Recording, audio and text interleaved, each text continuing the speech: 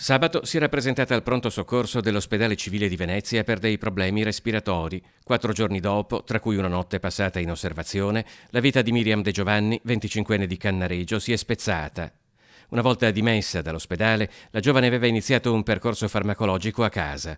In attesa che venga chiarita e accertata la causa di morte, i medici dell'ospedale civile di Venezia hanno confermato piena disponibilità e piena vicinanza ai familiari, in accordo con i quali si stanno svolgendo in queste ore gli accertamenti diagnostici.